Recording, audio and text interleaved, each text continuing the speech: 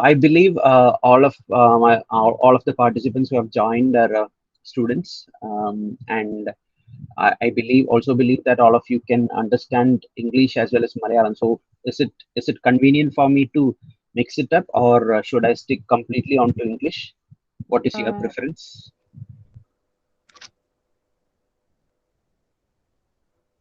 Yes, ma'am.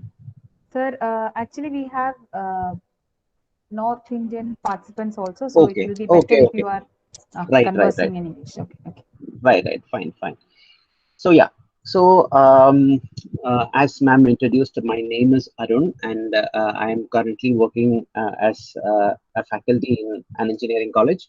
At the same time, I am associated with the Kerala startup ecosystem for about 6 7 years.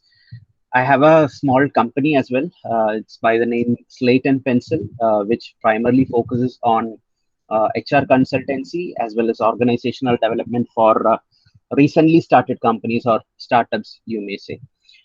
So yeah, that's the introduction. So it will be highly appreciable if at least some of you can turn your cameras on so that I'll have some sort of feedback to have a very fruitful kind of engagement. If you are in a convenient as well as presentable manner, then kindly feel free to turn your cameras on. Or otherwise, you can please try to do respond in the chat box as well, because as all of you know, something that is very critical for a teacher is to have feedback from their students, right?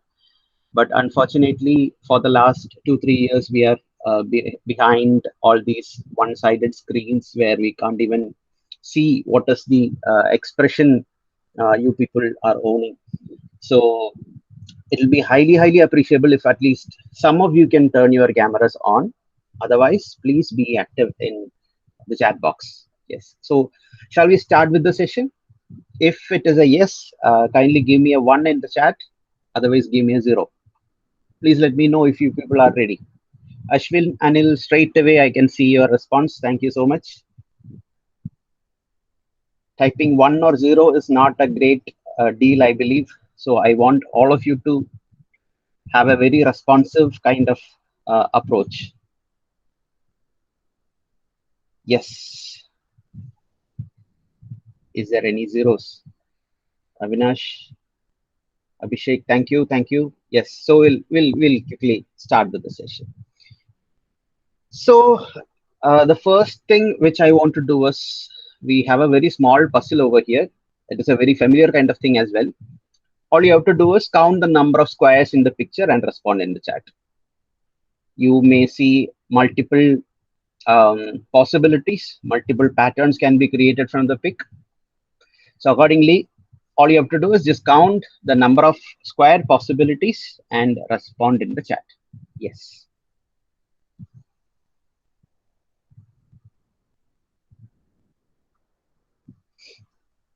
I want all of you. I can see 21, close to 20 participants are there. So I'm expecting 20 replies. It need not be right.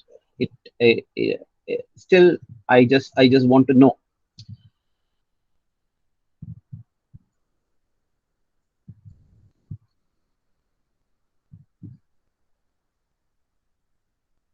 Come on, guys. Is it that tough a puzzle?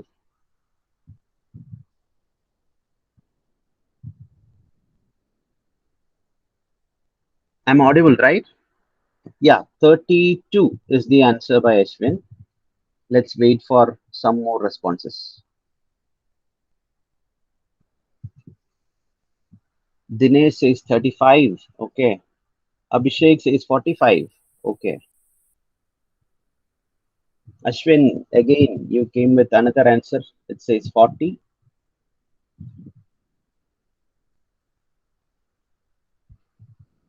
36. Okay.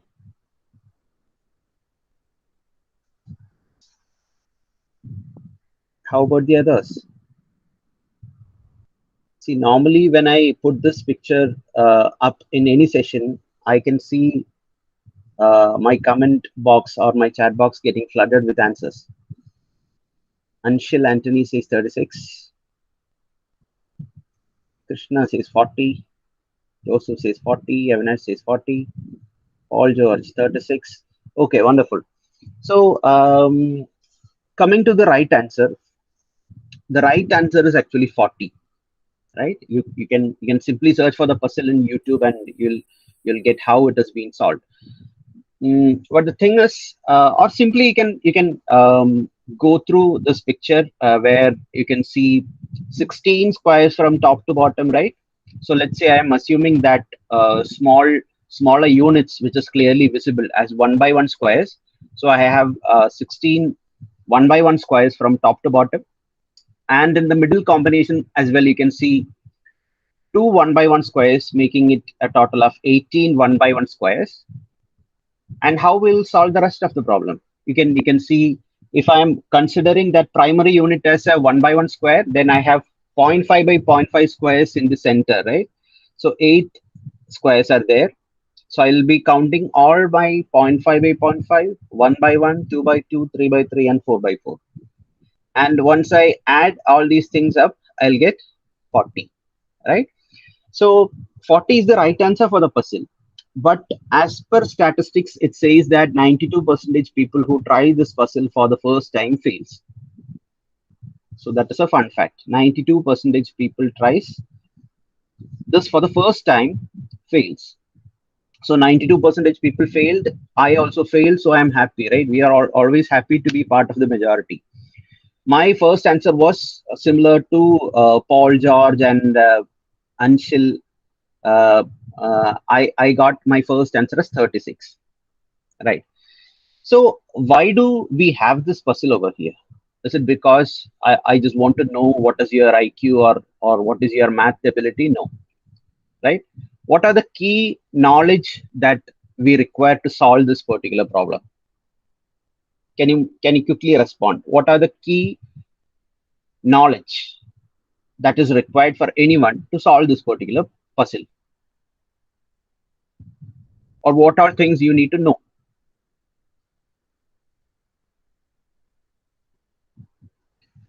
Observation. Oh, okay. I'm not getting into that. But what are the two basic knowledge elements that is required? Yeah, very good. Definition of a square. You should know how a square looks, right?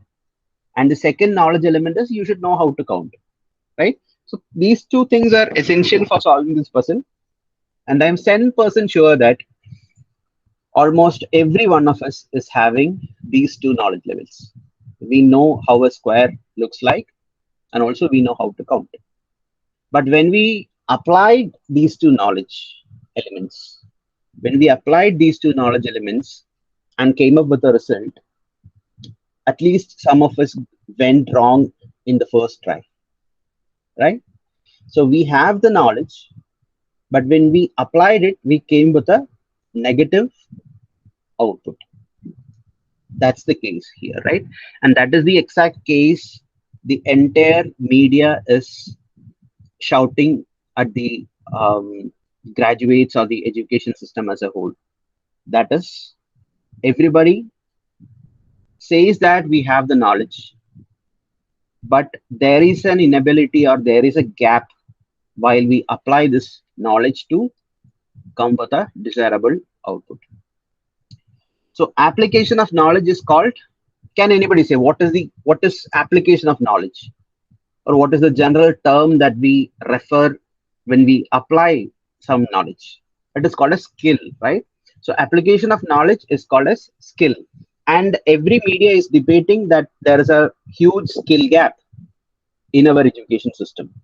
You have the knowledge, but while applying that knowledge or while coming to the skill side, that has been lacking. That is what the entire media is debating. So why I am having this puzzle in a session where we wanted to discuss about innovation and entrepreneurship is because we clearly know that entrepreneurship is much a higher kind of a dimension or a perspective or much as a job perspective. From a job perspective, it really do takes much higher than what a conventional employee needs, right?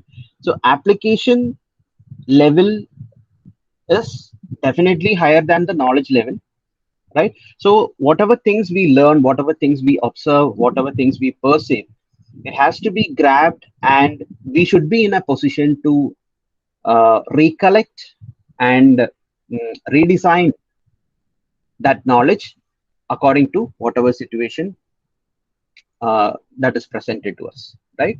So we will quickly move on to what innovation is all about, and then we will touch upon what entrepreneurship is.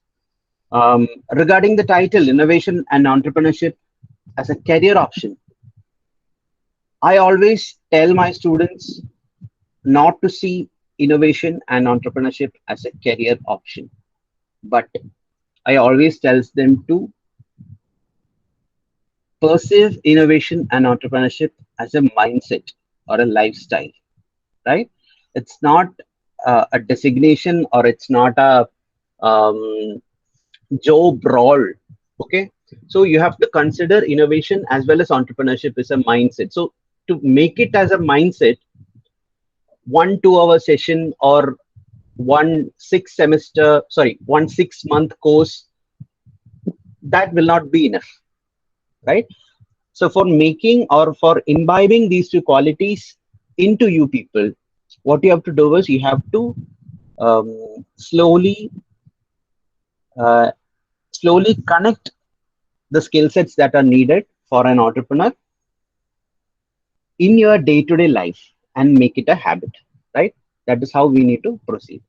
So right from the very beginning, we can see the changes that happened over wheel, right? From 8000 BC to the current world, you can see that the first wheel that got invented changed incrementally over time, and we have the current wheel that is operational right now.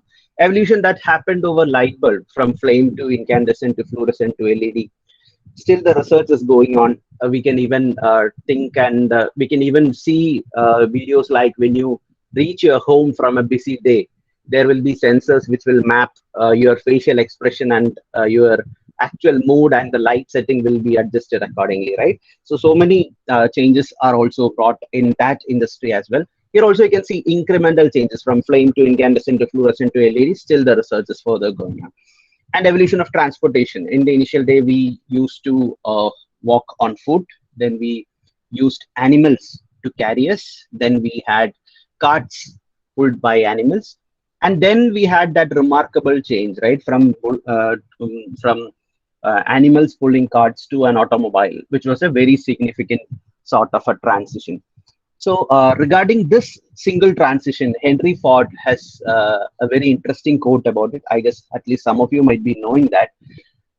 Henry Ford mentioned during those days of automobile development, if we had went on to ask people what they really want, what is the kind of change that they need in their mode of transportation, then certainly they would have asked for faster horses, right? Because horses were the truth when it comes to transportation in those days. So if I am going and asking my customers or the so-called market what they really want, or what is the kind of improvement that they need in their mode of transportation, there will be very little people who will be thinking of a rational kind of solution like a four-wheeled automobile which will solve the entire problem. No.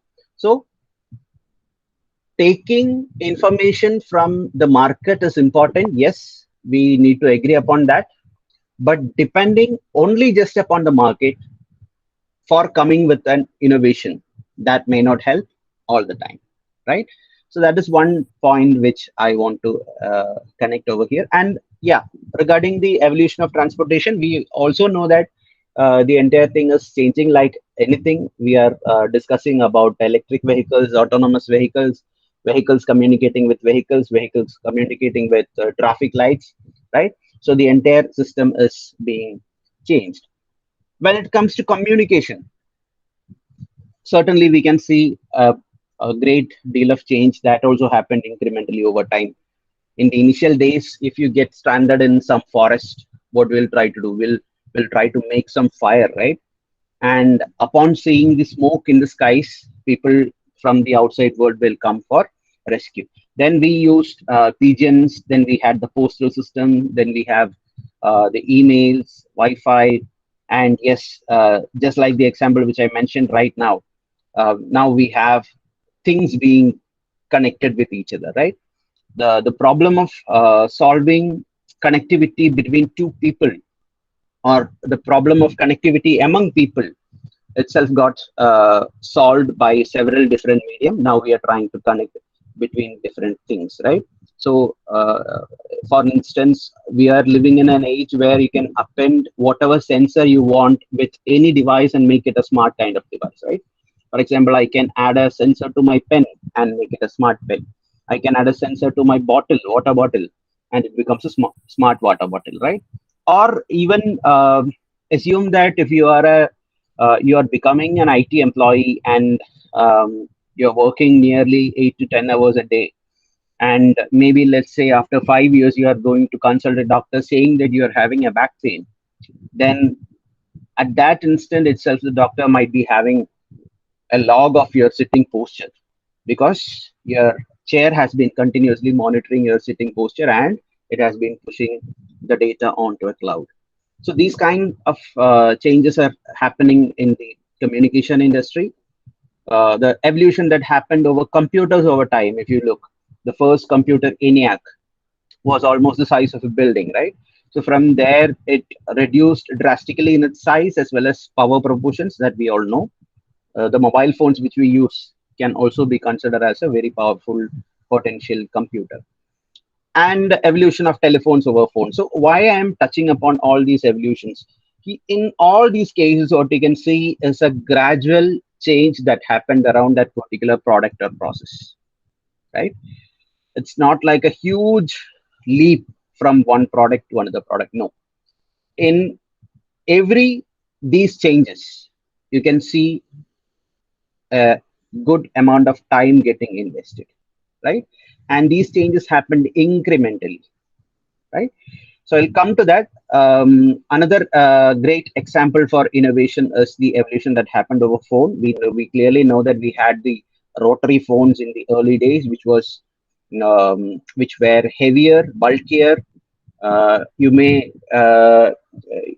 be able to recollect how it sounded when we received the call. And then came the push button kind of telephones, and then came the cordless phone, which offered a limited kind of mobility, right?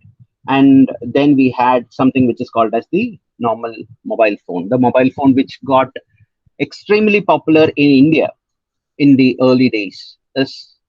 Can anyone say which was that model that was extremely popular when mobile phones got launched in our country? Which was that first very popular or democratic model that became accepted by people instantly once it hit the market?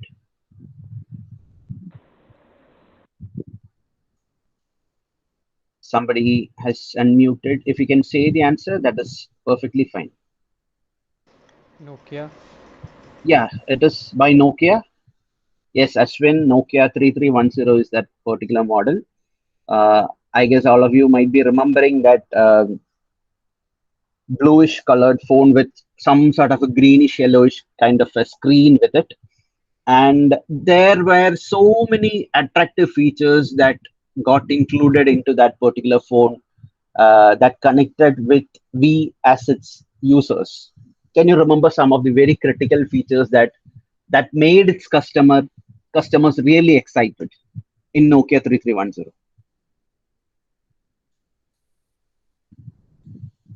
Any of those features in Nokia 3310 that excited we as customers?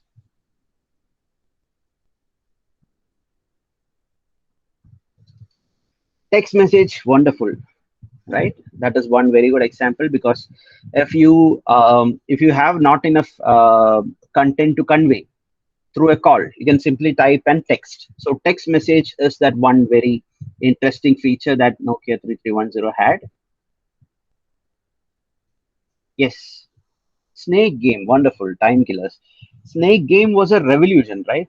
Even in the latest versions of their phones, they tried to include the same game because it was kind of a very addictive kind of thing those days. Snake Game is a disruptive game, I must say. And yes, you can think of numerous alarm is there, clock is there. You had a calendar, right? You were able to save contacts. That was one very clear advantage, right? Before that, we had those telephone directories made out of paper and pen, where we used to save all our contacts. But instantly, by pushing a very small functionality onto the phone, they wiped off the entire telephone directory segment as an industry, right? If there was a small segment, where even poor people in Kerala had made their own telephone directories, and they used to sell this in the local buses and trains for 5 rupees.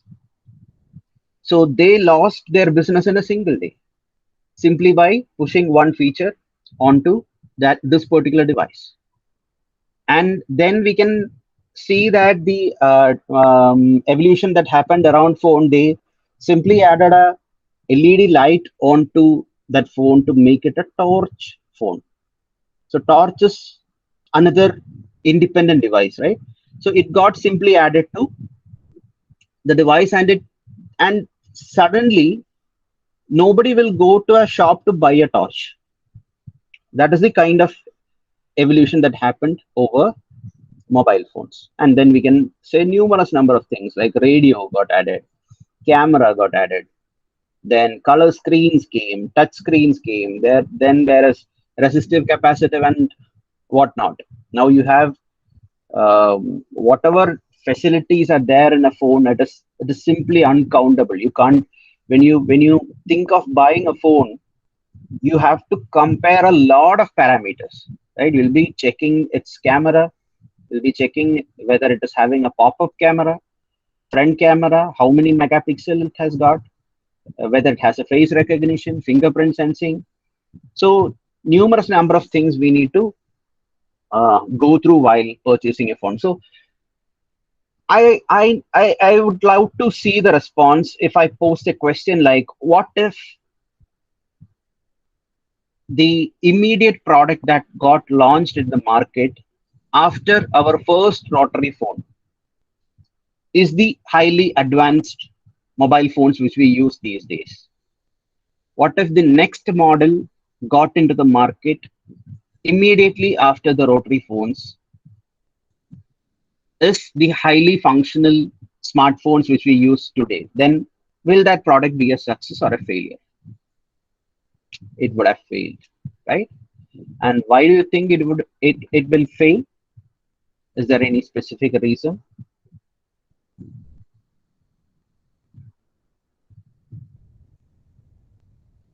People won't know how to use it exactly as well. So we may not be able to adapt, right? We may not be able to adapt with such feature stuffed devices in a very short span of time. So in all these cases, you can see changes are being brought into that particular product or service over a period of time. So that is why in every screen that is presented to you, you can see over time is the last two terms that is being added.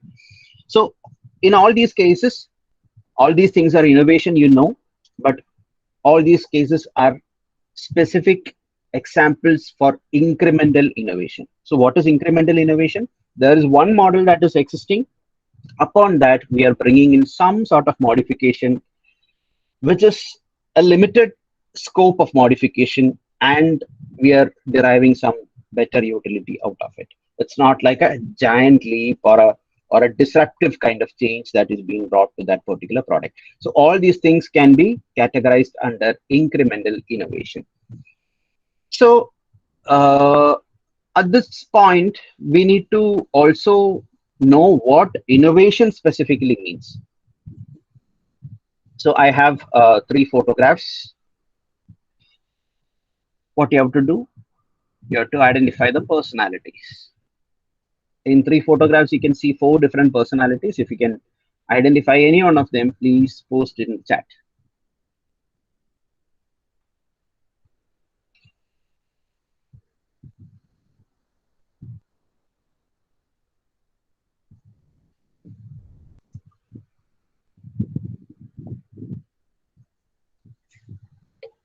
I think the question is clear, and I guess you can see the presentation as well.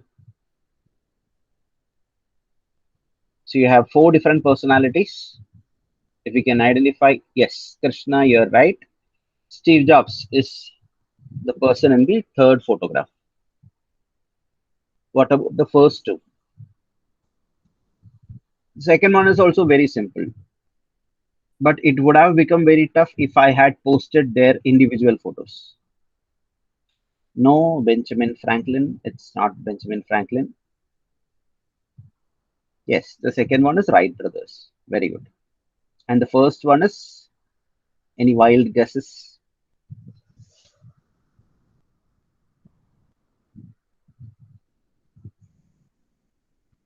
The first one is Christopher Columbus. Okay. Again, I'm not sure whether it is Christopher Columbus. I just asked Google for Christopher Columbus, and this was the image they gave me. Again, it's a pencil sketch. I don't think they have a real photograph of Christopher Columbus either. So, Christopher Columbus, Wright brothers, and Steve Jobs. What did all these people do? Christopher Columbus was a navigator, right? He was into discoveries. Christopher Columbus discovered America, we say. And what about Wright brothers? What was their contribution? Aeroplanes, right? Or flying machines, right? Did they discover or did they invented flying machine?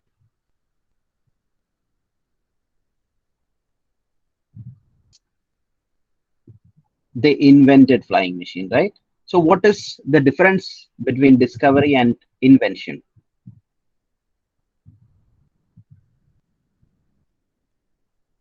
Are they both the same? Very good, Ashwin. Discovery is to find something that is already there, right? It's some sort of a revelation, something that is already there, and these people are just revealing that to the entire world. Whereas when it comes to invention, it means that they are coming with something new with the help of existing, maybe physical phenomenons and all, right? So that is the difference between discovery and invention. And when it comes to innovation, what is innovation? We can simply define what innovation here. Innovation is modification or improvement or improvisation around any product, process, or service. Modification or improvement around any particular product, process, or service. But the critical thing is that it has to be a very positive sort of improvement. It should improve its utility factor, right? That is the only thing that matters. So this is one very generic kind of a definition for innovation. I will also give you some structured definitions for innovation. So this is one structured definition given by Ed Roberts. He defines innovation as the sum of invention and commercialization.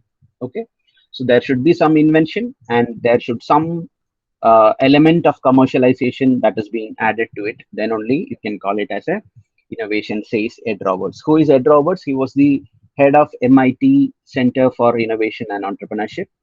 MIT, I guess all of you know, Massachusetts Institute of Technology. So this was his definition. And specifically in this, when it comes to commercialization, what do you think? What is commercialization? What is your understanding? Can you quickly respond? What is commercialization? Innovation and invention we already mentioned.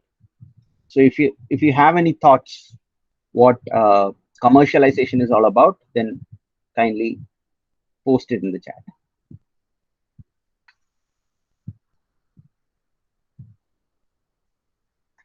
spread it into the market. Yes, yes, we can define it that way.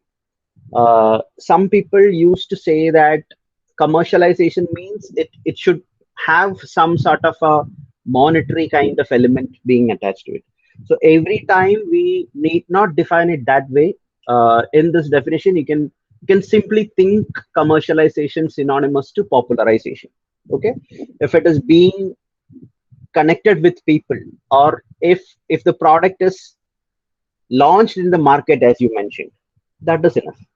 So what the entire scope of the definition, it says that you have an invention and you have launched it in the market and at least some people are using it, then it can be called as a, or it can be termed as a innovation, says Ed Roberts. So this is his definition, whereas his follower, his successor, Bill Olet, just modified this expression, and he came up with his own expression that says innovation equals invention multiplied by commercialization. So what is the change he brought in here? He changed the summation into a product. So what happens when sum becomes a product? We know that we are Indians who invented zeros, right? So if any one of these term becomes zero, then the entire value of innovation becomes zero. So in the previous definition, if commercialization was zero there, then also you can say that innovation equals invention. But when it comes to this definition, if your commercialization is zero, or if your popularization is zero, or if you have came up with an innovation, sorry, if you have came up with an invention and nobody is using it, then the value of commercialization you have to substitute as zero, which makes the entire value of innovation zero, right? So this is one very good definition for innovation you can come up with when you are into this area of innovation as well as entrepreneurship. So what is the inference from this? Clearly, we know that we will be trying to solve problems in the society, and while solving the problem, something which you have to always keep in your mind is this: the solution which you offer has to be used by the people. Then only you can say that it is an innovation. There should be an end user. You have an innovate. If you came up with an invention. Let's say in the COVID era, you have come up with a um, pulse oximeter for measuring oxygen level in your blood, but you have simply kept that in your lab and nobody is using it. Then that cannot be called as a innovation. So as younger generation, while trying to solve problems in the society, what you have to clearly make sure is that whenever you try to solve a problem, there should be at least a person or a group of people who are working or using on that particular product. So one great example for this invention as well as innovation uh, differentiation is the story of mouse, which we use these days. So here in the picture, you can see two different personalities. The person on the left is an engineer who worked in the company by the name Xerox. Xerox is the very popular photocopying machine making company. His name is Douglas Engelbart, and he was the one who initially came up with the primary versions of the mouse. In his hand, you can see that particular device as well. But they didn't attach this particular device onto any of their mainstream products. Later, when Steve Jobs visited Xerox, he found this thing to be very interesting, and he connected, or he made use of this product as an input device in his Macintosh computers, and that is how mouse became mainstream. So here we can clearly say that what Douglas Engelbart did is invention, and what Steve Jobs did is innovation. Have anyone seen this particular product? This is a product again by Apple. The title of, or the name of the product is Apple Newton. Any idea about this product? When it got launched? Anyone? Have you heard about Apple Newton and its story?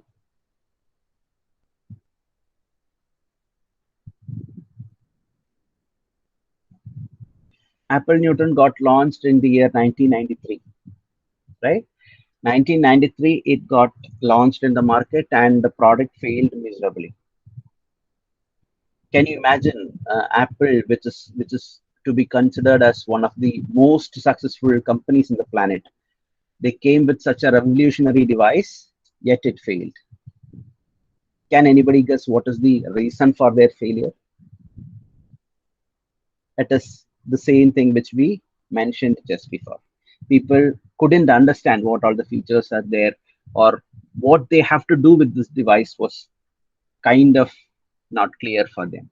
You can see calendar, you can see facts, you can see calculator, and you can even see a stylus kind of pen with it. So we as a customer segment is uh, ready to use this product some 20, 30 years down the line, right? They came with this product in 1993. So uh, it was a victim of poor market research, is what they say. They came with some sort of invention or some sort of innovation, we can call, but yet the market responded negatively. So here you can see two specific cases. One example which I mentioned while explaining that evolution of transportation was the Henry Ford's explanation. Taking data from your customers is essential, but depending on your customers' views alone will not help you to bring up an innovation, is what there we saw in the case of transportation. But when it comes to Apple Newton, here they didn't bother that much about what their customers have to say. They came up with a product, but unfortunately, the market responded negatively because they couldn't digest what all features Apple had to offer. So there should be this right kind of balance. To which extent we need to um, take data from the market and to see at most of the times people may not know what they really want until you show them, right? So that happened with iPod Nano. iPod Nano is one very good example which disrupted the entire market when there was already a product that is capable of delivering good quality music by Apple itself, by the name iPod Mini. So while launching iPod Nano, it became successful. But while launching Apple Newton in 1993, it became a failure. So all these things are showcasing certain perspectives, or different kind of methodologies which companies have adopted to work through their product. Yes, so here you can see one quick infographic regarding the entire startup journey. Actually, you can see a lot of similar kind of infographics in the web page Funders and Founders. So why I have this here is because something we need to always focus. It's not like you have to follow all these steps in this respective fashion so as to become successful. It's not like that. And in fact, every researcher who um, works in any of the area like the startup success equation, they will come with a unique solution, which may not be true for all the cases, right? So what I want to absorb from this particular explanation is that several people always comes and tells you to identify a problem, then only you can start. In all the cases, it may not be like that. So in this explanation, they are saying that you have to live in future and find what is missing in that future world. Write it down and come with ideas. So in certain cases, you will identify a problem and solutions for those problems can become revolutionary products. But there are also products which need not address a specific problem, yet they became highly successful. For example, let's say TikTok. Is TikTok solving any credible problem that is existing in the society? No, right? So there we can see some sort of opportunity. So what you have to hunt is, you have to look for problems, or you have to hunt for opportunities where we can give some sort of improvement to people or their lifestyle, right? So that is how we can start. And something very specific that they have mentioned us in this particular infographic is that you have to continuously seek for growth, right? If you are coming with a product, you have to at least find 100 or 1,000 users for your particular product. That is the way you should think before launching your product to the market. And you can see that growth 5% a week, right? So growth is something that is very very essential while it comes to startups. So this is another metric which was given by Bill Gross in a very popular TED talk. He's having his own proposition of 14% funding, 24% business model, 28 idea, 32 team, and 42 timing. Timing is critical, is what you need to understand from this. Again, it doesn't mean that any person who is coming with a product as well as solution in this clear proposition may become success. Again, it's not like that. um, that's what I mentioned. Every person who is making some sort of research around this area will come with his own propositions for all these elements. But certainly, timing is something that we need to keep an eye on. For example, let's say if you're coming with a product like a Twitter or a PUBG in the 1990s, it would have faced something similar to what Apple Newton had to face, right? Yes. So here you can see a four quadrant approach of problems as well as solutions. In the x-axis, I have my problems, and in the y-axis, I have my solutions. So I have four different quadrants. I'll be explaining the first quadrant first. So in the first quadrant, you can see the problems are defined and the solution is undefined. Problem is defined and the solution is undefined. In such a case, there will always be a market pull. So you know what the problem is, but its solution is undefined. Can you come with any specific example for that? You know the problem, but you don't know the solution.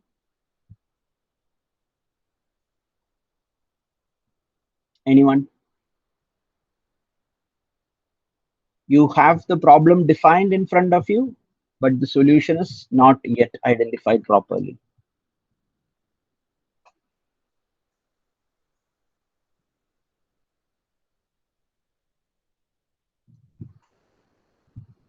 In fact, you can come with a numerous number of examples.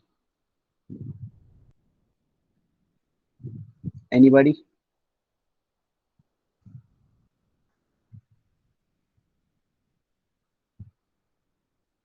COVID-19 is an example, right? You have your problem defined, but you're not sure what its solution is.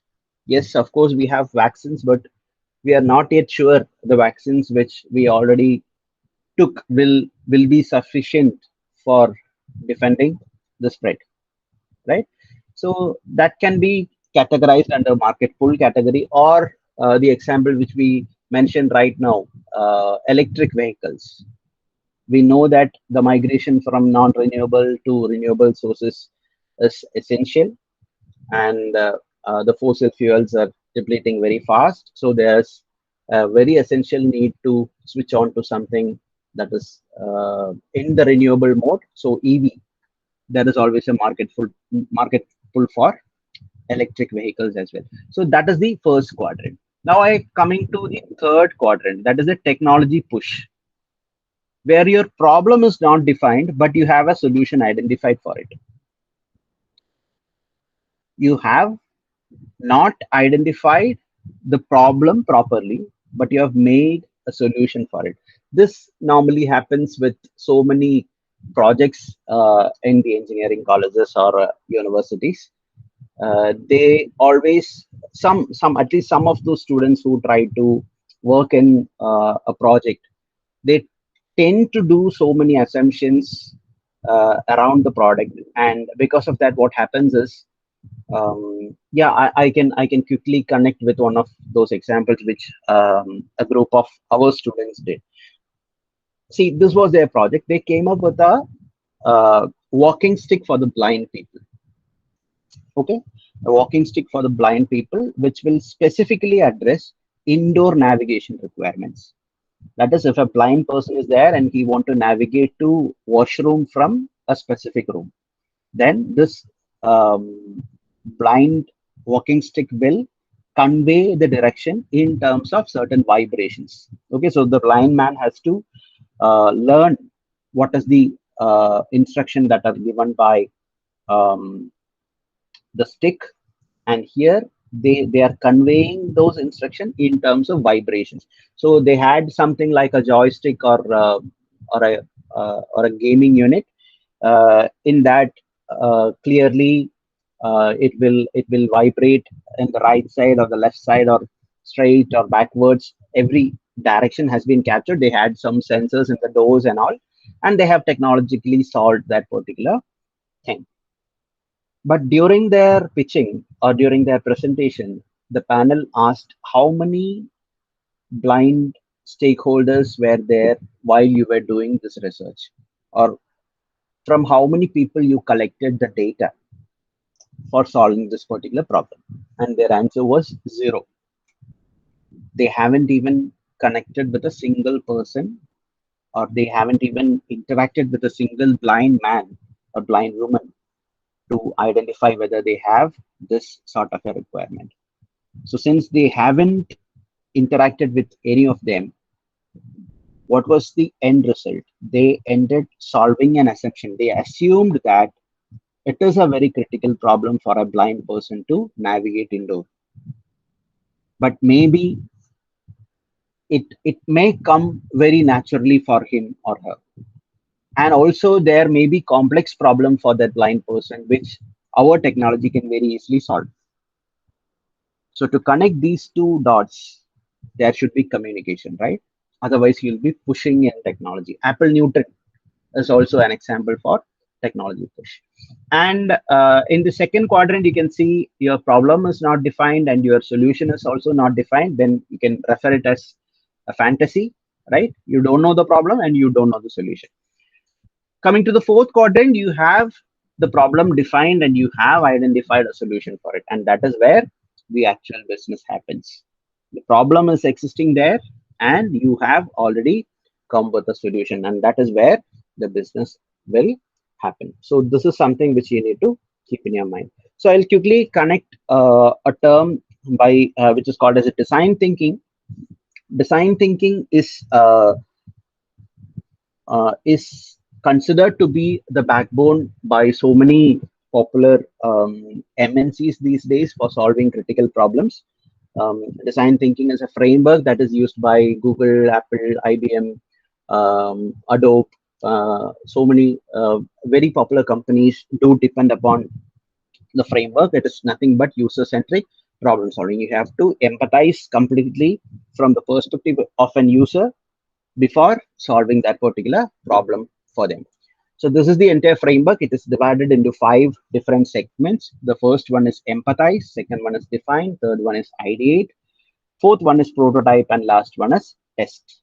Okay, so you can clearly say that the most weightage is given to the empathize phase, which means you have to own the problem. You have to be on the shoes of your users and own the problem completely so as to think of a solution, right? So that is why empathize is very very critical. If in the previous example those students who came up with the blind walking stick would have empathized along with the pains and emotions of a blind person, then certainly they wouldn't have gone behind an assumption, right? So empathize is very critical. The second one is define. You have to specifically write down what problem you're trying to solve, and it has to be very very specific. Okay, let's say if you want to start a uh, toy toy making business, then who is the customer segment? We'll ask. We we we suddenly respond that kids, right? Or children will be the customer segment for any toy company. But you have to be very, very specific. Children means children's in India, children's in North India, children's in Kerala. Again, the consumer here is, yes, the segment called as children, but who is paying for that particular customer? The payment is done by the parents, right? So consumer and customer may differ. So accordingly, you have to define your problem statement very specifically, who you are addressing to solve, sorry, who you are addressing to sell that particular product, and who is going to consume that particular product. So 50% is done in empathize and define, and rest 50 comes in the solution side. So the first two stages corresponds to the problem identification phase, and rest is the problem solving phase. In the third phase, ideate, you will be coming with solutions, and then you will be making some sort of physical models into prototype stage, and then you will be testing the entire thing that is being done. So this is one very popular example for such kind of an approach. Yes, can anybody say what this is? It is a very, very popular example these days.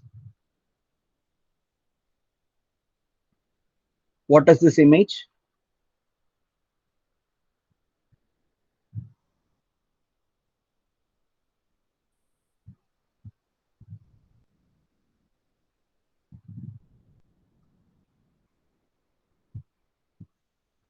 Anybody? Are you able to hear me?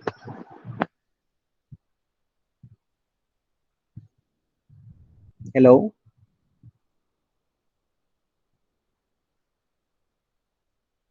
Yes, sir, you are audible. Yeah. So can anybody say what is the image that has been shown here?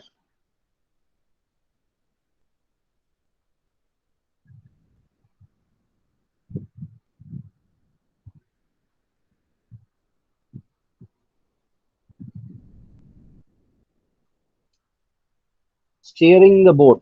Sharath is exactly right. It is a MRI scanning machine. Okay.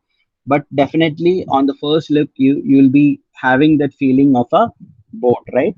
So MRI scanning machine, painted or stickered, or it has sufficient badges that communicates that it is similar to a ship. So what is the purpose over here? Why do you have such kind of stickers in an MRI machine? That is for kids. Yes, very good. To calm kids. See, whenever your doctor recommend you for a MRI scan, we as adults will also be frightened, right? So the panic among children we can assume, and if they are panicking, they will not stay stationary, and because of that, the imaging cannot be done properly. So what they have done is they have painted the entire MRI scanning machine like a pirate kind of ship, and they will convey to the kids that this is an adventure ride. You have to stay absolutely still, and once the ship travels through this particular space and reach its destination, you can collect the treasure. But in case if you move or if you are not staying stationary, then there are pirates hidden over there. They will come and attack you, right? And because of this, the child will literally feel that he is enjoying a adventure ride, and with that you can complete proper imaging as well. So for solving this particular problem, if the company might have thought, okay, we'll remodify the entire device, make it noiseless, we'll alter the shape. If that sort of an approach was followed, then they would have invested lakhs or even crores in its research as well as prototyping and testing, right? So whereas by putting themselves in the shoes of those children, they could solve this particular problem in a very simpler as well as effective manner. So yes, this is the different kind of models which I mentioned. The IBM uses the design thinking model by the name Loop. It has three basic elements: observe, reflect, and make. And the double diamond model is also very popular. In all these cases, what they have defined is from empathize to define to ideate to prototype to test. All five stages will be coming, but companies have renamed it in such a way that it is getting aligned with their design methodologies. So the success of an entrepreneur is always lying in that latent needs phase, right? uh, when you meet and discuss with your customers, definitely you can collect those expressed needs. But when it comes to the latent needs, it latent needs or the unexpressed needs of the customers is something that is very very essential while solving a particular problem.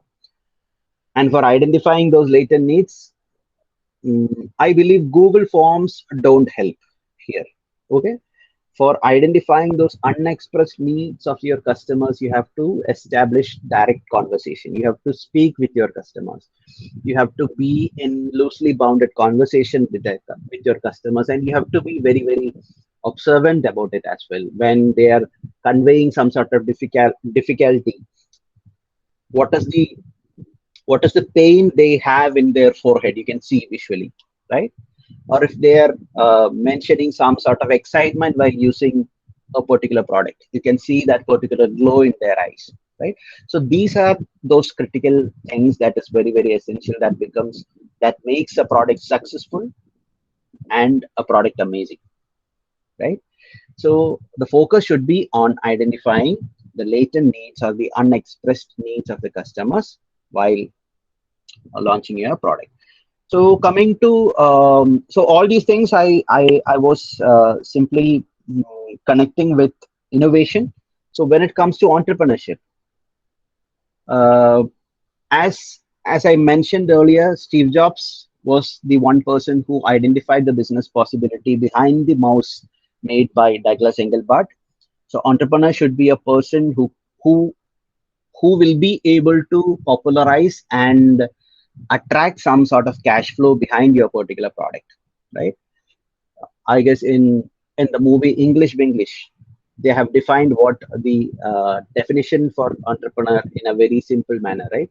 You might have seen Sri Devi going for English classes, and the faculty there is asking what each one of you are doing, and she says like, I sell ledus, making selling. Then the faculty is like, oh, we have an entrepreneur in our class. So an entrepreneur is a person who runs his or her own business. That's it.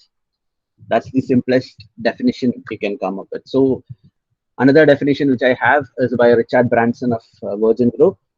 Entrepreneurship is all about turning what excites you in your life into your capital. So all your investment is your passion, so that you can do more with it and move forward with it. Richard Branson owns close to 400 companies. Okay, you can Google and know more about Richard Branson. So right from the very early ages, from the hunter-gatherer tribes, we have had this ability to identify the problems or adversities that are around us, and we had that special instinct to overcome all those things. And that is why human beings are still the most dominant species in this planet, we can say. And as per Muhammad Yunus, he says that from those early cave ages, we had this entrepreneur bug inside us. Or he clearly mentions that all human beings are entrepreneurs. From that age itself, we are self-employed, we are finding food, and we are trying to solve the problems that are around us. So what I need you to believe is that it's not like okay, I am not into entrepreneurship, or I don't want to go for a startup. It's not like that. Consider entrepreneurship as a mindset, is what I said in the beginning. So it's a framework of mind where you are ready to pursue things that really excites you. And when it comes to the system, when it comes to our education system, I guess almost every Indian parent will be asking their child to finish your graduation and get a job. This is the line in which we get most of the instructions from our senior generation as well, right?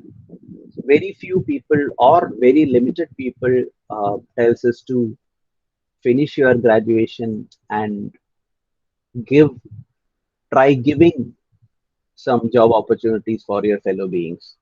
We have been always been told to get a job and work for someone. Once you get a job, you will get a monthly salary. And believe me when I say, one of the greatest addiction you can ever have in your life is monthly salary. There is one very popular author by the name Nassim Nicholas Taleb. He mentions three greatest addictions a human being can have. The one is heroin. You can have whatever drug addiction you have, but heroin is kind of very um, damaging, or it can create irrecoverable damage once you get addicted to it. The second one is the most exciting thing in the South India, that is carbohydrates. Is the second most addictive thing, and the third most addictive thing in this universe he is mentioning as monthly salary. Because once you start getting a monthly salary, all your dreams will get bounded in that particular upper ceiling. You won't even have any dream beyond that, right? Let's assume if you have a salary of 1 lakh rupees, all your dreams will be limited in that particular boundary, right? Whereas when it comes to rich people, they don't have, or um, they don't perceive the entire game of this cash flow in the same way the middle class of our country does. It's a completely different um, ball game there, right? So what we need to understand is that it's not like a entrepreneur parent will only have an entrepreneur kid. According to Muhammad Yunus, he says every human being is having that particular aspect. The only thing is, an entrepreneur works for himself, whereas the others will be working for his employer. So the three primary motivations that you require to choose entrepreneurship as your career, that was the title which was given to us, right? So the three primary motivation is, you see yourself as very good at something and want to do more of it. You identify some aspect in you that is giving enormous amount of dopamine hit, or that kind of happiness while doing that particular thing. Or simply we can say that you're passionate about something. Some people will get this happiness while writing. Some people will be getting this happiness when they are doing some sort of activity, maybe dancing or sports or something like that. Some other people will be managing a platform. Some people will be sitting in front of a computer and doing some sort of coding or gaming, right? So identify that one aspect which you enjoy doing a lot, and in connection with that, you have to identify a problem or an opportunity for improvement. That is the second statement. And also, this is something very important. You have to find an opportunity to create some sort of wealth around it as well. So you have to find some sort of revenue model which will help you do something which is already there in your comfort zone. At the same time, it will elevate you through your uncomfortable zones to pursue a higher meaning, right? So these are the three major motivations that you need. Startup is the term which we hear a lot these days. We mentioned entrepreneurship should be that mindset kind of thing. Startup is the new age word that is used to represent the entrepreneurial ventures, but something that clearly differentiates a startup from an entrepreneurial venture. It's not a defined kind of definition, but something startups should focus, or something technology startups must focus when it comes to differentiating themselves from the conventional entrepreneurial ventures is, I mentioned this term once, it's growth. You have to be very particular about growth. You have to be an entity which is seeking for an illogical kind of growth. then only you can consider yourself as a startup. One quick example we can say, or two quick examples we can say, is Airbnb and Uber. Airbnb started in 2008 and Uber started in 2009. You can see the number of countries in which their spread is, and Uber has already completed 1 billion rides, and Airbnb has got 3 million lodging facilities affiliated to them. So there were transportation enablers, there were real estate enablers, but the kind of growth these two companies have brought in the last 13 or 12 years is just illogical. You cannot predict this kind of a growth in some Excel sheet or using some sort of prediction algorithm, right? So this is the kind of growth every startup should focus upon. While since we are starting from college itself, you have sufficient amount of time to do all sort of experiments, right? Because even if at the end of the day you're meeting a dead end, or if your entire idea becomes a failure, then also it is just considered as a mistake done by a group of students. That's it. But once you get graduated out of the college and you're investing all your time, effort, and money for some sort of company, and then it becomes a failure, then that is viewed by the society as a kind of criminal offense. Also, we can mention, right? That is the way in which the society perceives it. So this is again one of the very popular posts which you can see in the social media. Uber, Facebook, Alibaba, and Airbnb, all of them don't have heavy infrastructures owned by themselves. Uber, the world's largest taxi company that owns no vehicle. Facebook, world's most popular media owner that owns no content of their own. Alibaba, most valuable retailer with no inventory, and Airbnb, largest accommodation provider with no real estate of their own. So, in the previous decades, what we witnessed was, if you want to have a business, if you want to have a company, it was kind of infrastructure oriented. Let's say if you wanted to have a company that sells umbrella, then you have to have a space, you have to bring in machinery, you have to bring in people, you have to bring in raw materials, then you will transfer the technology, you will make your product, you will market it, and you will sell it and take the profit. So whereas in all these examples, here you can see you are not selling any physical commodity, and here you are depending upon commodity or intellectual content or physical content that is owned by others, is connected through a particular software platform, right? So this is one very exciting thing that is happening around. So as a student, what you have to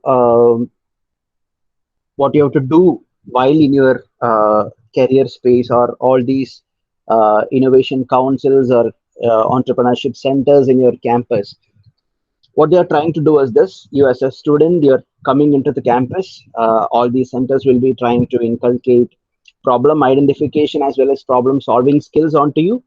Once you start gaining those skills, you can initiate your innovative project works, and if your innovative project works is becoming a success, you can register as a startup within your campus. And even if that innovative project is becoming a failure, then also it will still be a very good academic project that can be represented for your graduation purposes.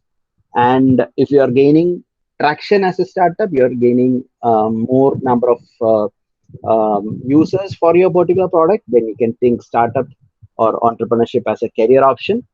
Otherwise, even if that fails, it will definitely get you landed up in a high profile job. While mentioning entrepreneurship as a career, it need not be like you should start up straight away from your graduation or from your college days.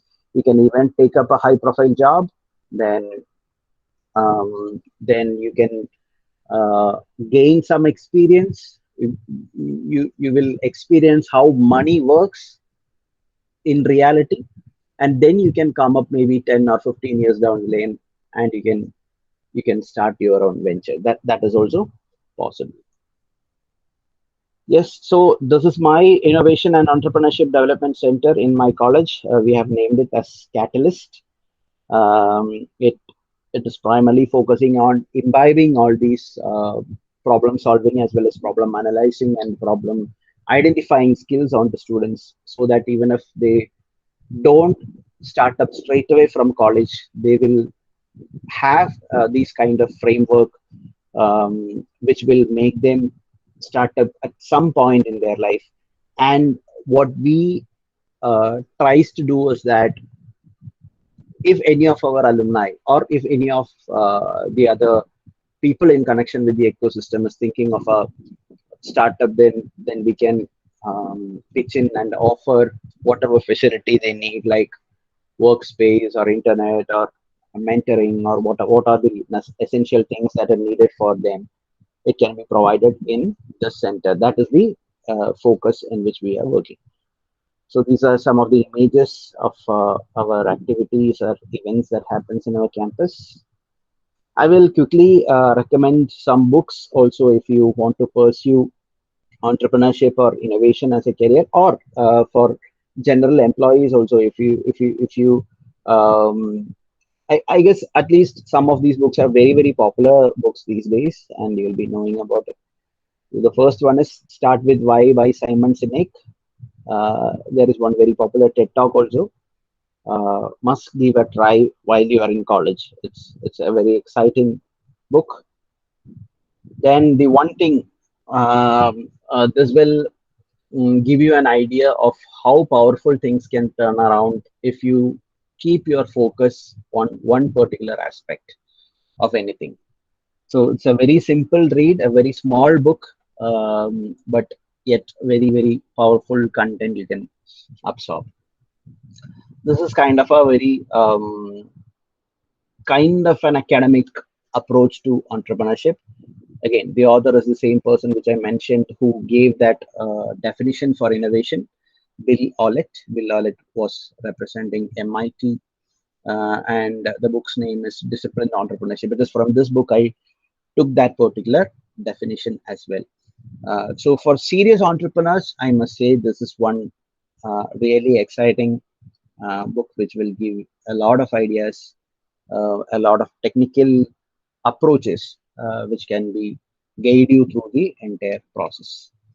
Then business model canvas generation. This is another very exciting activity kind of book by Alexander Easterwelder.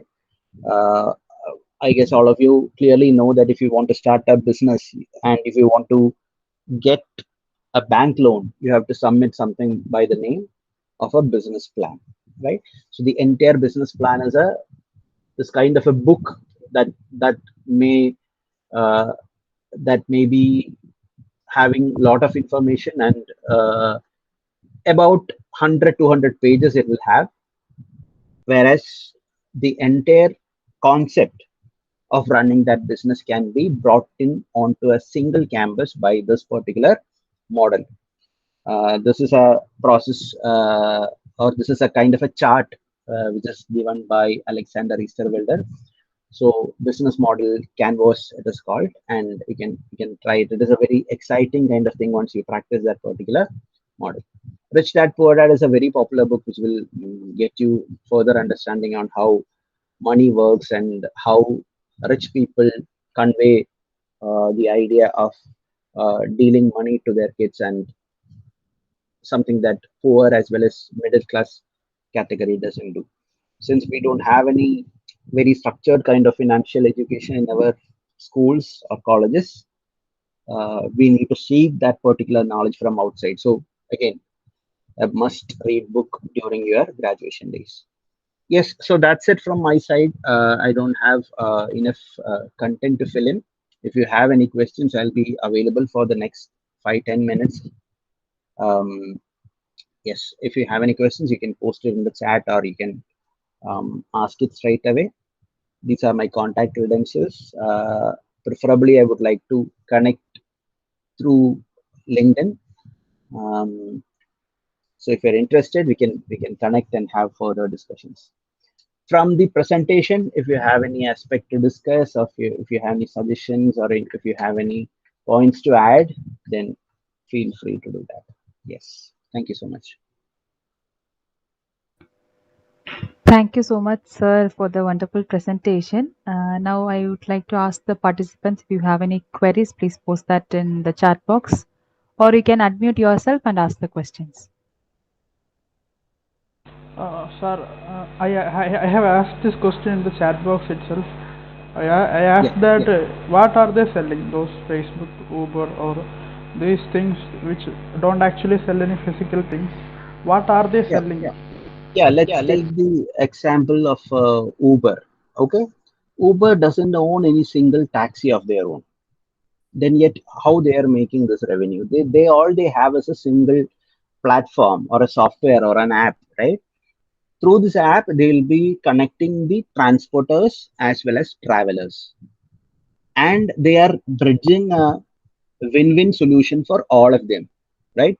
For a transporter or for a taxi driver, what is his greatest needs? The two things which a taxi driver always looks forward is to eliminate his dry time as well as dry run. Dry time is the time which uh, he's not getting any customers, and dry run is the distance he need to cover after dropping a particular customer on a spot, right? So what Uber does is Uber will alert drivers that are in your proximity, and according to the demand that is being raised, the drivers can accept the demand, and he can go and pick that particular customer from that particular spot. And when it comes to a traveler, what are our greatest challenges as travelers?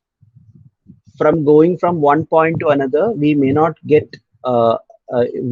be able to find the mode of transportation from the point which we are standing. Whereas in Uber, you can simply raise a demand and the driver will come right on the spot where you're standing, right? The second thing is regarding the cash. Let's say if we are hiring an auto rickshaw or you're hiring a taxi, you'll not be having any idea until you reach the destination what is the amount they are going to charge you. Instead, that is also being properly monitored and properly given to you, and you have several payment options as well. And the third thing is security, right? While traveling through regional or domestic areas, or uh, here in terms of Uber, everything will be having a digital signature when you were in that particular spot, when you got onboarded, and where you are right now. Everything is there in that particular digital log. So what Uber is doing is they are gaining in terms of a percentage of payment that is made by the users, and yeah, that is the business model around which they are working. So what I meant to say is that in earlier days, a physical commodity transfer brought you the money, where in these cases you absolutely um, need not own any physical resource. In exchange, they will give you money. So here a service is being given, right? The service is given through a particular platform or a particular software, and for that particular service, people are paying. So it's not just the products that are getting innovated or disrupted these days. It is the business model itself is getting disrupted, which is bringing in a lot of monies for all these companies. Yes.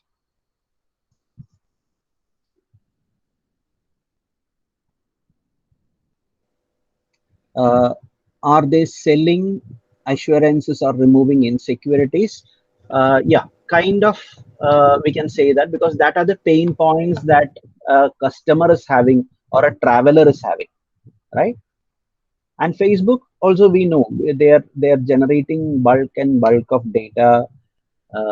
You can simply search for the kind of the entire meta story that is happening around how they are selling us to the advertising companies. Or there is this one very interesting documentary in Netflix by the name Social Dilemma, where it clearly mentions that if you are not paying for a product, then you are the product, right? So I'm not entering into the deeper stages, or I am not criticizing the product strategies of any of these companies. But uh, this documentary is something very, very, very interesting to have an alternate thought regarding all these super apps which we are relying on these days to consume or to kill our time, right? So they clearly mentions that if you are not paying for a product, then you are the product. Yes. Thank you, Sharath. I hope your queries are answered. Anybody else?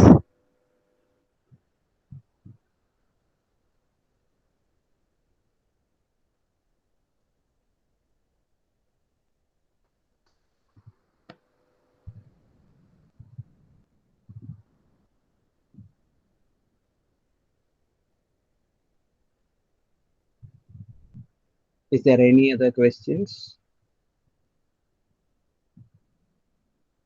Okay, if I think there are no other questions. Anyways, thank you, sir, for sharing your credentials also, like your uh, the handles, the mail ID, everything you have shared, so they can Yeah, be in touch with you regularly, sure, and sure, you will be available every now and then for our needs, right?